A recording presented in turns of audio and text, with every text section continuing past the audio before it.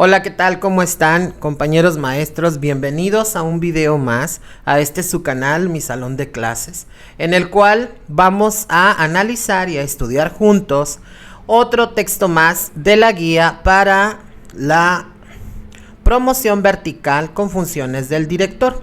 En esta ocasión vamos a analizar y a descubrir juntos el video La respuesta educativa a la diversidad desde el enfoque de las escuelas inclusivas, una propuesta de investigación. En este caso, los autores son González y Pedro Martín, y este texto fue publicado en la revista de Psicodidáctica en el volumen 10, número 2, en el 2005. Y bueno, vamos a empezar. Les recuerdo que yo soy el maestro Eduardo y estamos estudiando juntos para la promoción vertical. Las palabras clave de este texto son diversidad, escuelas inclusivas, índex, culturas, políticas y prácticas. Contemplar la idea de al alumno que es diferente, mal llamado así, darle otras tareas diferenciadas, valga la redundancia, ya que pues hoy la idea es que todos participen potencializando sus capacidades. La segregación históricamente sufrida, esto pues obviamente habla de que bueno, esto surge, en lo de la inclusión, el tema de inclusión surge pues debido a que los colectivos muy diversos eran segregados incluso en las escuelas. Hablamos de grupos de mujeres, alumnos de clases sociales marginales, estudiantes pertenecientes a minorías étnicas o personas con discapacidad, entre muchas otras situaciones que lo ponen en situación, ponen a estas personas en situación de vulnerabilidad. Así pues, nace la necesidad de plantear un marco teórico común inclusivo y de una escuela para todos. Entonces, aquí, por ejemplo, no vamos a hablar como tal de la estrategia de inclusión que surgió en el 2017, del cual más adelante les voy a dar un referente y les voy a dejar aquí en la caja de descripción, les voy a dejar el link de este documento que hay que leer, por favor, junto con el libro morado, el cual también se utilizó mucho y se utiliza mucho en educación especial, porque es importante que tanto como docentes como directivos conozcamos este marco teórico inclusivo. Entonces, aquí los autores descubren pues que hace falta teoría inclusiva para poder llevarlas a las escuelas, y es lo que se realiza entonces. Bien, aquí entonces dice que los autores, la propuesta que hacen más relevante, está teniendo una mayor repercusión, es la encabezada por Mel Ainscough y Tony Booth. Este texto se centra en esta propuesta, habla de otras, los invito a que lean el texto, habla de otras propuestas de investigación teórica en cuanto a inclusión, pero esta es la que más se menciona. Por ejemplo, habla del Index for Inclusion, Developing Learning and Participation in Schools. Lo que quiere decir es que son materiales que fueron empleados en un proyecto que duró 3 años e implicó a profesores, padres, directivos, investigadores, así como un grupo de personas con necesidades educativas especiales en 22 centros escolares de Inglaterra. Esto se aplicó. Estos autores aplicaron esta investigación, y recuerden que todo lo que hemos estado estudiando, la gran mayoría, son estudios que nacen de las escuelas. Es decir, debemos de tener esa conciencia de saber que mucho de lo que nos traen las reformas educativas, nacen precisamente de estudios que se hacen tanto en las instituciones como los diferentes actores que participan en ella. Ahora bien, respecto a cuáles serían las claves para mejorar la enseñanza, para responder de forma más adecuada a la diversidad, estos autores afirman que un camino mejor es construir aprovechando las buenas prácticas ya existentes en las escuelas. Gestionar y avanzar hacia el cambio es esencialmente aprovechar mejor las habilidades, los recursos y la creatividad ya existentes. Aquí también es importante mencionar que bueno, ellos descubren y se dan cuenta que las diversas reformas que se han hecho desde hace 50 años en este sentido, en cuanto a la inclusión, solo han pues manejado situaciones muy superficiales. Es decir, digamos que nos han dado la teoría, pero no están realmente enfocadas a lo que tendría que ser la inclusión. Nos dan términos, involucran alumnos, antes eran excluidos y hay nuevos perfiles profesionales, pero no se ha dado una transformación como tal. Entonces, también aquí nos dice que la idea no es que el alumno esté presente en la escuela, que era lo que antes se decía. O sea, somos una escuela inclusiva porque el alumno con capacidades diferentes aquí está en la escuela, pero no participaba. La idea es que participe en la escuela y en la comunidad en la que se encuentra este tipo de alumnos. Y para reducir la exclusión del currículum de la cultura y de la comunidad. ¿Por qué? Porque pues sí se hacía una segregación. Entonces, esto es a lo que se refiere en cuanto a una propuesta de investigación en cuanto a la inclusión, y era lo que ellos descubrían, y esta es la propuesta que ellos nos dan. Ahora bien, aspectos que caracterizan a las escuelas inclusivas. Aquí vamos a poner mucha atención porque estamos hablando de las características que debe de tener una escuela inclusiva, que hoy por hoy, en el marco de la perspectiva de derechos y de la nueva escuela mexicana, y que ha transitado desde el 2010 con la RIEP, hemos logrado caracterizar a las escuelas como inclusivas. Y aquí tenemos que poner mucha atención y no confundir el hecho de que porque tenemos un alumno con necesidades especiales en nuestros centros de trabajo, ya somos escuelas inclusivas, porque esto nace más desde la cultura y las políticas y también desde la normatividad que lleve la institución. Entonces, nos dice que una escuela inclusiva implica procesos para aumentar la participación de los estudiantes y la reducción de su exclusión. Es decir, ellos van a participar tanto en la cultura como en la currícula, como en la comunidad donde se encuentra la escuela. Entonces, de aquí tenemos que lograr esta participación. Es decir, una escuela inclusiva no puede decir, bueno, este grupo de alumnos con ciertas características van a hacer esto y estos van a hacer otra cosa, porque ahí tú ya estás segregando o estás parcelando, y esto no es correcto. También implica reestructurar la cultura, las políticas y las prácticas de los centros educativos para que puedan atender a la diversidad del alumnado de su localidad. Esto quiere decir que, por ejemplo, las instituciones deben de empezar a cambiar desde la cultura sus políticas para poder empezar a ser una escuela inclusiva. Desde la política y las prácticas podrían ser, por ejemplo, gestionar el uso de rampas, incluir por ejemplo, el trabajo con braille, por decir algunas características. Desde la cultura, empezar a concientizar y sensibilizar a los alumnos de que todos somos iguales y no hay diferencias como tal, independientemente de las características que tengamos como personas. Este es un trabajo que se da desde la escuela y que se refleja hacia la comunidad. También una escuela inclusiva se refiere al aprendizaje y a la participación de todos los estudiantes. En ella participan todos los estudiantes, inclusive aquellos que son vulnerables o que son sujetos de exclusión, y no solo los alumnos con necesidades educativas especiales, que esto también hoy por hoy, compañeros, se daba bastante y se da en las instituciones.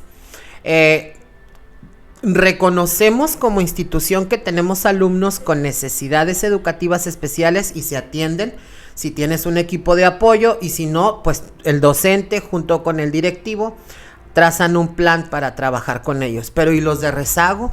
¿Y los vulnerables? Aquellos alumnos que probablemente no tengan una necesidad, pero están en situación de vulnerabilidad. Es aquí cuando la escuela inclusiva se hace cargo de todos. Por eso dicen, todos adentro y nadie afuera. Eso es súper importante. Pero nos hace una aclaración y nos dice, sí, no basta con que lo tengas en la escuela. Yo quiero ver que participa en las actividades, tanto de la escuela como de la comunidad. Y ese es el reto que tenemos las escuelas inclusivas.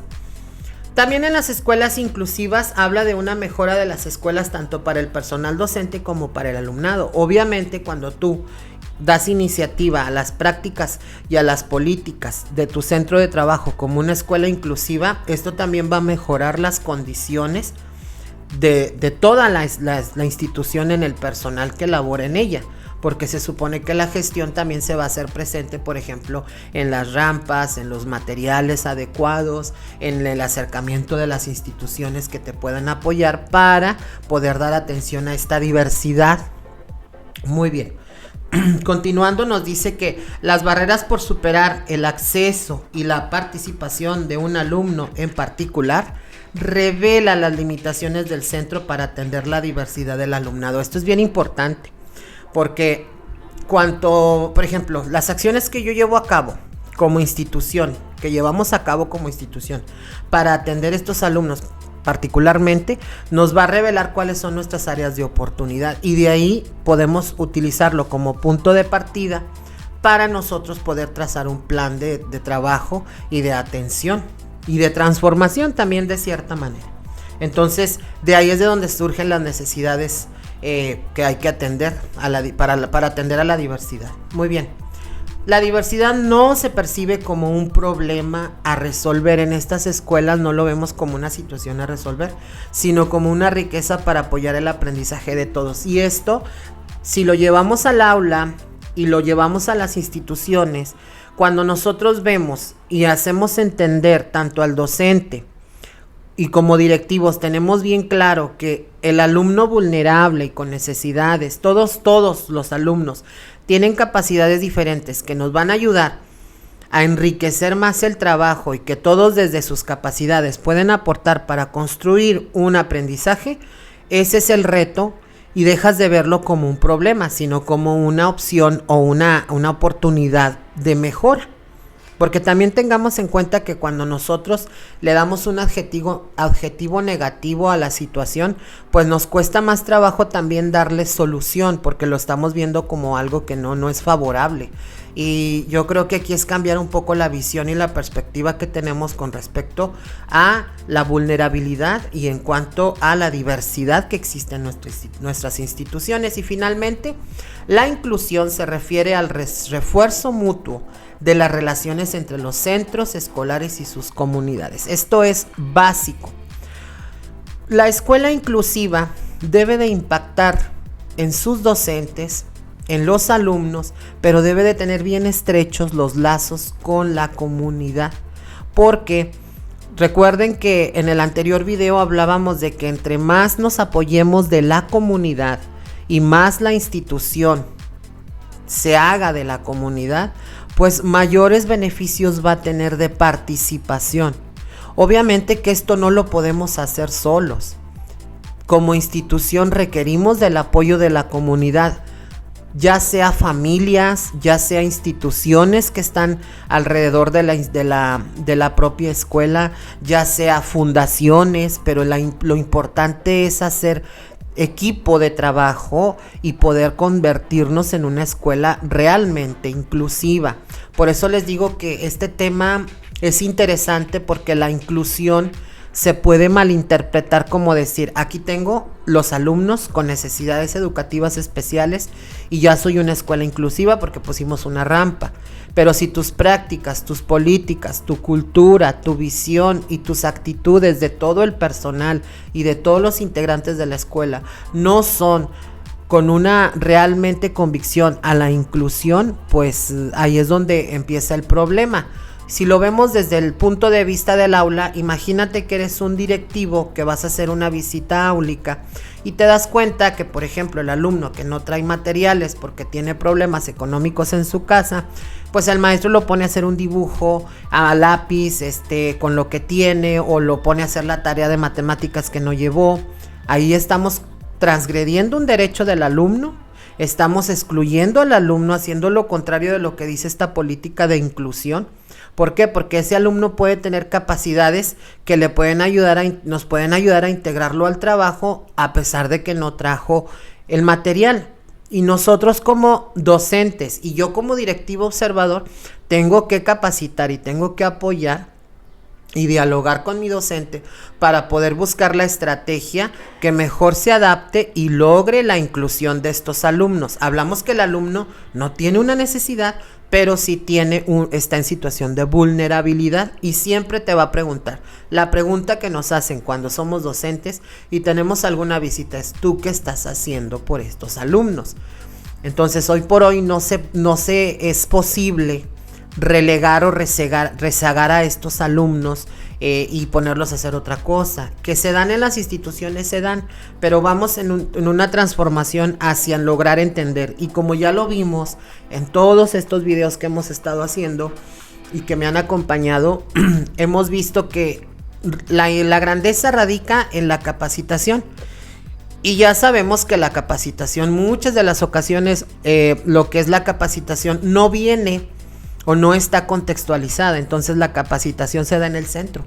Tanto como docentes y como directivos vamos a descubrir que esa capacitación la vamos a vivir y la vamos a experimentar en el centro de trabajo. Ahora bien, vamos a hablar del desarrollo de las escuelas inclusivas. Cómo es que se desarrollan estas escuelas y cómo fueron transformándose, cómo fue el avance que ellas tuvieron. Bien, primero nos habla de un proceso en el cual obviamente hablamos de transformar o aplicar en la institución políticas enfocadas a la inclusión. Posteriormente también nos habla de llevar a cabo prácticas educativas inclusivas que nos permitan integrar a todos los integrantes a la participación escolar. También nos habla de que hay que desarrollar una cultura organizativa siempre con una disposición a la inclusión. Y finalmente, esto nos va a llevar a un proceso oscilatorio en el que siempre van a estar interrelacionándose estas tres dimensiones: las políticas de inclusión, las prácticas educativas de inclusión y las culturas organizativas de inclusión. Como base vamos a tener un desarrollo de cultura inclusiva. Si nosotros llevamos a cabo este proceso en nuestras instituciones y movilizamos a todos aquellos actores en estas tres dimensiones, vamos a tener la base, que es el desarrollo de culturas inclusivas, y el corazón va a ser, ¿qué creen?, el cambio cultural. Obviamente esto es un esquema que se dice fácil, pero requiere una transformación y requiere de, obviamente, un proyecto bien trazado, con metas establecidas, con propósitos y con estrategias que permitan poco a poco ir cambiando todas estas visiones hacia un real cambio cultural. Pero en sí es lo que nos habla, así se desarrolla una escuela inclusiva. Este es el proceso de estas tres dimensiones. Y vamos a hablar por separado de cada una de estas dimensiones. Por ejemplo, la primera dimensión es las culturas inclusivas. En este caso, en esta dimensión, que son las anteriores que vimos, que van en un proceso cíclico, tendría dos secciones. Y los autores ya mencionados hablan de que en primer lugar pues va a haber una construcción de la comunidad que acepte, que apoye y que potencie los mejores resultados para todos. Y en segundo lugar, el establecimiento de valores inclusivos compartidos y que involucren a la dirección, al profesorado, así como a los estudiantes y a los padres. Los principios y valores guiarán las decisiones sobre políticas y prácticas educativas. Entonces, para yo poder crear una cultura inclusiva, primero necesito construir una comunidad, hacer comunidad, y a esta comunidad dotarla de una escala de valores, siempre con una visión inclusiva. Fíjense cómo nos pone de base el crear esta cultura y cómo debemos de involucrar a todos los actores que intervienen en las instituciones escolares para poder nosotros, ya ahora sí, esta va a ser como digamos nuestra visión, esta va a ser nuestro lema, el ser inclusivos, y nuestra base o nuestro fundamento son estos valores, pero todos deben de tener la misma visión inclusiva. La segunda dimensión sería entonces es la de producir políticas inclusivas, que era lo que yo les decía. Aquí se complementan o se consideran dos secciones. La primera sería el desarrollo de la escuela para todos, lo que significa que todos, tanto los alumnos como los maestros, participen de manera activa desde que entran a las instituciones. Al hablar de escuela para todos es que todos vamos a participar, entonces ya debemos dejar de lado el hecho de que el maestro ejecuta, el alumno ejecuta y el maestro solamente dirige. No, el maestro también ya se hace partícipe. La segunda también que se considera es la organización de los apoyos para dar respuesta a la diversidad. En este caso, como modelo de apoyo, Parrilla, el autor denomina, por ejemplo, apoyo curricular. Por ejemplo, ¿cuáles serían estas características de este apoyo? Estos apoyos que vamos nosotros a gestionar para poder dar respuesta a la diversidad. Pues primero que nada, estar dirigido a todas las instituciones escolares, no hacia un alumno o profesor concreto. El apoyo no puede ir a una sola persona. El apoyo se va a hacer extensivo para todos. En segundo término, también el objeto del apoyo es adaptar el currículum escolar, no el diseño de programas individuales. Finalmente, dicho apoyo tendría lugar en una relación de colaboración entre iguales, más que en una confrontación entre experto y profesor que pide consejos. Fíjense bien, aquí habla de un trabajo colaborativo y nos dice que vamos a adaptar la currícula a esta diversidad de la institución. Entonces, aquí, por ejemplo, hay un poquito de discrepancia porque la gran mayoría de nosotros como docentes hacemos las adaptaciones curriculares o bien ajustes razonables, nuevo término de ahora de la nueva escuela mexicana, y bien también tenemos que entender que muchas de las veces malentendemos este término en el que nosotros decimos, a estos alumnos hacen esto porque tienen estas características y los demás alumnos que están en un nivel en desarrollo o ya desarrollado van a hacer esta actividad. Ahí nosotros no estamos siendo inclusivos. Aquí lo que tenemos que hacer es nosotros adaptar el currículum para que todos los alumnos estén trabajando lo mismo, pero que cada alumno tenga acceso a la currículum desde sus capacidades, que es muy diferente a que hagan cosas diferentes, porque todos están trabajando lo mismo. Entonces sí se requiere una capacitación y obviamente, ¿quién creen que tiene que tener la capacidad para poder llevar a cabo esta estrategia y poder capacitar a los docentes? Pues es el directivo. Entonces el directivo es el que tiene que tener bien claro cómo va a ayudar a sus docentes para que su planeación se convierta en una planeación universal y no tenga que llevar a cabo estas adaptaciones curriculares que cuando son mal manejadas, no estoy diciendo que está mal, cuando son mal manejadas tienden a excluir y no a incluir. Aquí nos habla entonces de que es importante dentro de nuestras políticas inclusivas en nuestras instituciones tomar en cuenta estas dos etapas también. La tercera dimensión entonces nos habla de desarrollar prácticas inclusivas y estas van a ser el reflejo de las culturas y políticas inclusivas de la escuela, van a ser el reflejo de lo que ya trabajamos en la primera y en la segunda dimensión. Aquí vamos a hablar entonces de ejecutar el aprendizaje. Los estudiantes son estimulados a implicarse en todos los aspectos de su educación, la cual se extiende también a sus experiencias fuera de la escuela. Fíjense qué interesante, no estamos parcelando, no estamos excluyendo, al contrario, todos participan. Y otro aspecto también es que la capacidad para movilizar los recursos. El profesorado es capaz de detectar los recursos materiales y personales que pueden ser utilizados como apoyo para el aprendizaje y la participación de todos los alumnos. Y esto también es bien importante. ¿Por qué? Porque no solamente voy a echar mano de materiales que tengo yo a la mano, pueden ser didácticos, sino también de material humano. En cuanto más material humano o personal humano yo acerque a las instituciones para apoyarme a atender la diversidad, háblese de psicólogos, maestro de apoyo, trabajo social, entre más involucrado tenga yo.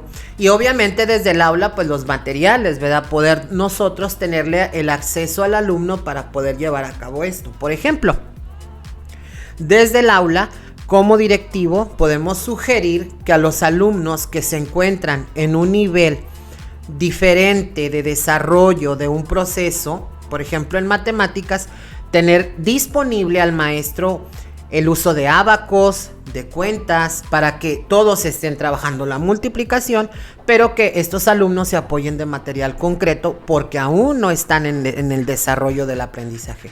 Mientras que los demás ya lo están y pueden convertirse en un referente para los demás, pero aquí estamos siendo inclusivos porque los alumnos todos están trabajando lo mismo desde sus capacidades. ¿Bien? Ok. Ahora bien, continuando con la presentación, vamos a hablar de principales líneas o trabajos de investigación en torno a la diversidad. Bueno, aquí nos habla de que la propuesta de investigación de estos autores la plantean en base a estas siguientes hipótesis o interrogantes que ellos encuentran. Y pues bueno, más que hipótesis también son situaciones.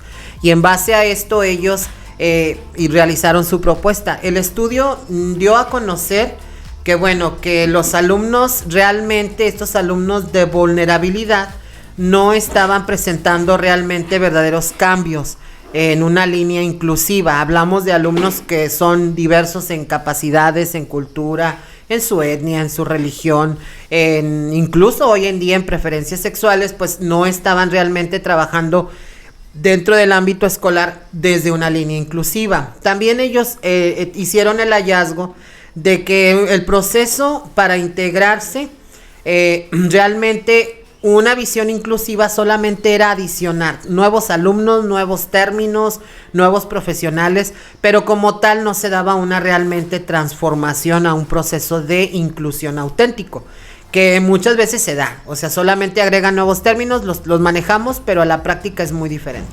Otro hallazgo que hicieron fue el proceso de integración. Ellos dicen que los cambios solamente afectaban a los profesores que vivían o vivenciaban la situación de tener que ser inclusivos dentro de las instituciones, pero que como tal no impactaba a toda la institución. Solamente aquellos docentes que les había tocado vivir o trabajar con alumnos con situaciones pues de vulnerabilidad, que la realidad todos lo hacemos, pero no todos observamos esto. Otra de las importantes hipótesis que ellos hacen es que nos dice que realmente el centro de trabajo no se transforma auténticamente. ¿Por qué? Porque no llevan a cabo un plan integral de intervención directamente dirigido a lograr los objetivos de inclusión. Es decir, ni siquiera lo cuentan a lo mejor con este plan de acción. ¿Por qué? Porque no han detectado esta diversidad. También ellos encontraron que el conocimiento necesario para enseñar a todos los alumnos, incluidos los de diversidad, existen ya en todos los profesores o debe ser objeto de una mayor profesionalización. Ellos dicen que ya hoy en día debe de existir dentro de la profesionalización, o que ya existe este manejo de la inclusión como tal. Sí, ya es conocimiento de todos, solamente que las políticas de la educación a veces no lo generan. También nos hablan y nos dice que la práctica profesional de los profesores, en la medida que a lo largo de la investigación va siendo conocida e identificada, servirá por sí misma para un cambio en los modelos de actuación. Entonces nos habla de que vamos todavía en un proceso. En ese entonces estaba iniciando el proceso. Hoy en día yo considero que ya somos más conocedores de estos temas y que ya estamos más empapados porque hemos transitado por una línea de trabajo que nos ha permitido integrar y no segregar a esta diversidad en las instituciones, y día con día el docente pues tiene que estar más y más capacitado y más preparado para poder aplicar estrategias de inclusión, ¿verdad? Ahora bien, el punto 4.2 nos habla de la metodología de la investigación, cómo se llevó a cabo esta investigación. Aquí nos habla de el autor, Mel Ainscough, que les digo que es la propuesta de estos dos autores, uno de ellos es él, y dice que apostamos por este trabajo por una forma determinada de investigación cuantitativa y cualitativa, cuyo objetivo sería mejorar la práctica y la comprensión de la realidad a través de una combinación de reflexión sistemática e innovación estratégica. Este autor apuesta por la investigación participativa. Dicho enfoque pone el acento sobre todo en el valor de los procesos del grupo y en el uso de diferentes métodos para registrar la información. Entonces, la metodología que proponen estos autores viene desde un enfoque de participación, pero también utilizan la observación directa y entrevistas a profesores. Dichas entrevistas serán analizadas mediante el programa NUDIST de análisis cualitativo. En este caso, este programa NUDIST lo que hace es que analiza todo el resultado de estas entrevistas y de todas las evidencias que arrojan para poder determinar cualitativamente en dónde se encuentra la situación. Esto fue lo que la investigación hizo en estas instituciones. Acuérdense que estamos hablando de un estudio que se hizo en unas escuelas. Entonces, esto fue la metodología que ellos utilizaron. Siempre va a ser mediante entrevistas directa y la observación también del proceso. Esta triangulación metodológica, hablamos entonces de cuestionario, observación y entrevista, proporcionó el necesario rigor en la recogida de datos y en cualquier caso obligó a afinar y a pulir los resultados conseguidos a través de cada uno de los instrumentos metodológicos utilizados.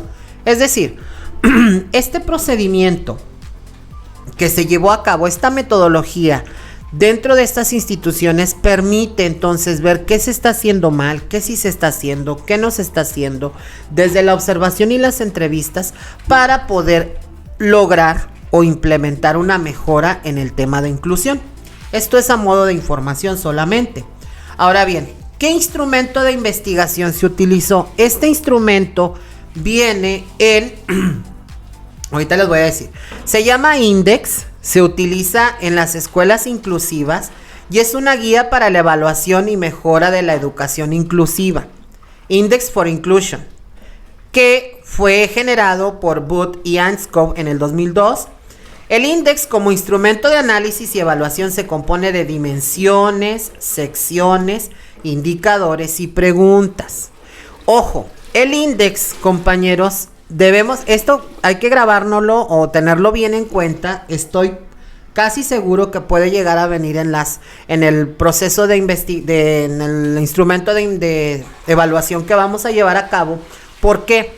Porque el INDEX aparece en el texto de aprendizajes claves para la educación integral en la estrategia de equidad e inclusión en la educación básica, para alumnos con discapacidad, aptitudes sobresalientes y dificultades severas de aprendizaje, conducta o comunicación. Fíjense, entonces los invito a que le den una leída a este texto para que se empapen un poco más acerca de lo que es el INDEX y bueno, en general del todo el panorama que nos marca. Y ahí nos pone bien, nos define bien cuál es la estrategia que debemos de llevar a cabo con estos alumnos que son vulnerables. Ya no solo de los alumnos con necesidades educativas especiales. Entonces, bueno, anótele ahí, el INDEX es importante y aquí está el libro. Les voy a dejar el link en la caja de descripción para que vayan al texto. Y bueno, el INDEX es un instrumento de análisis que se compone de dimensiones, secciones, indicadores y preguntas.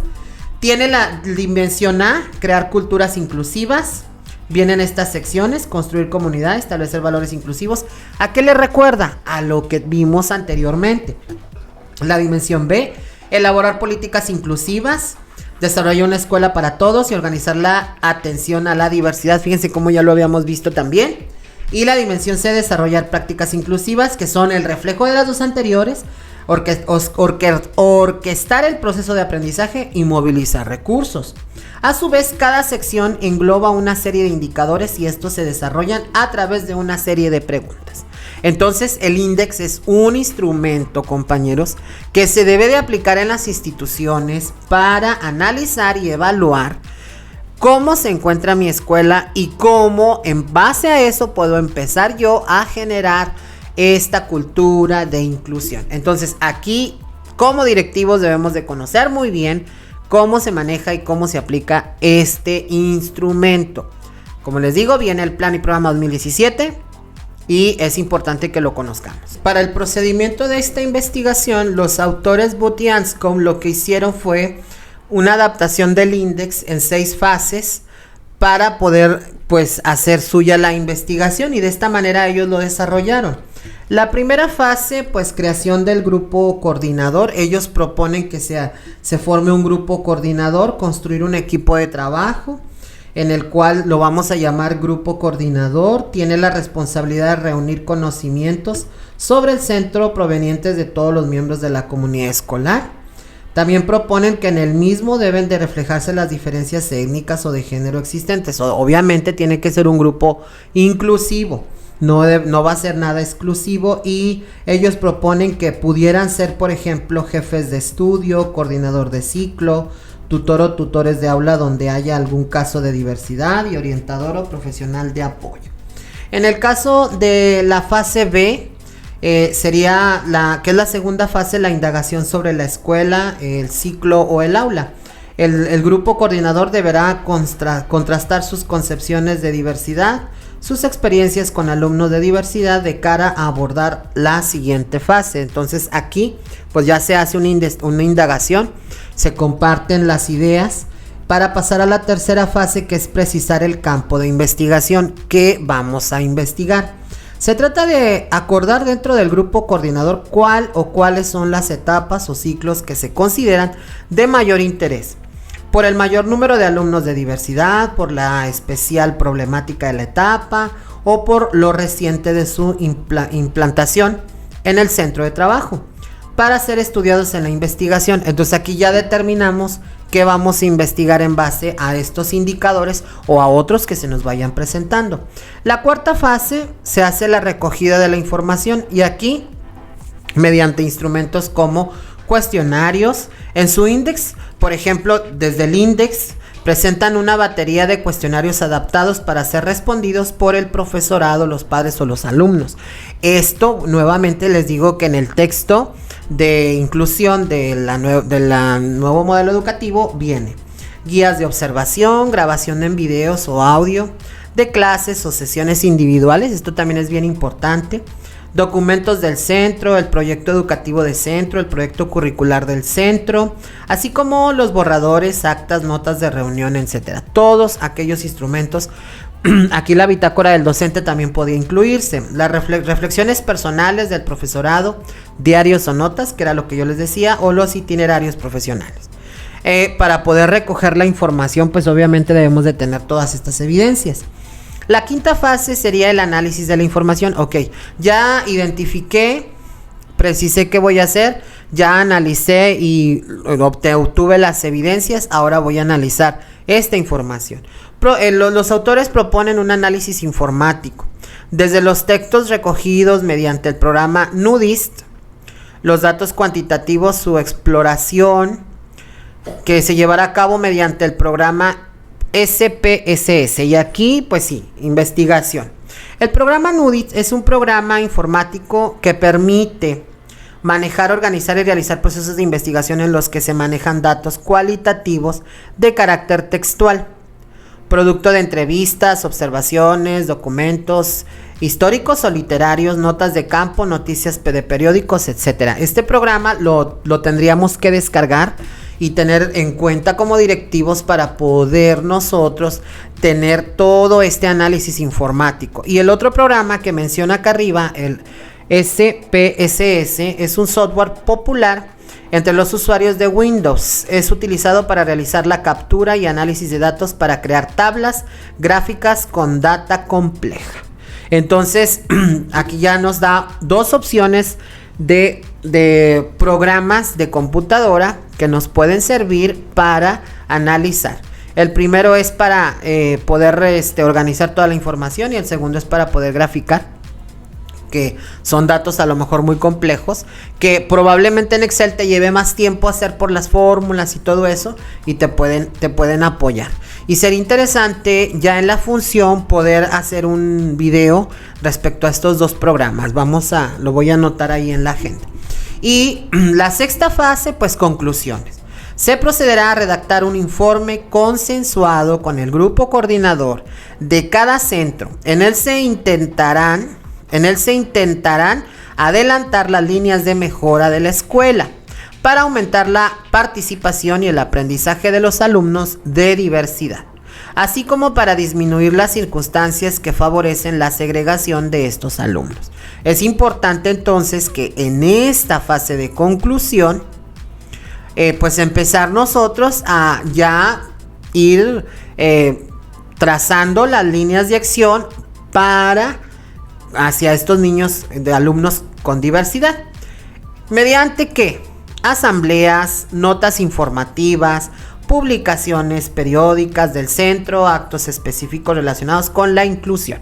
Entonces, todas estas fases también es importante tomarlas en cuenta al momento como director de llegar a una institución que no es nada inclusiva, que tiene gran diversidad, que tiene muchos problemas a lo mejor en este tipo para poder incluir a estos alumnos y convertirse en una escuela inclusiva.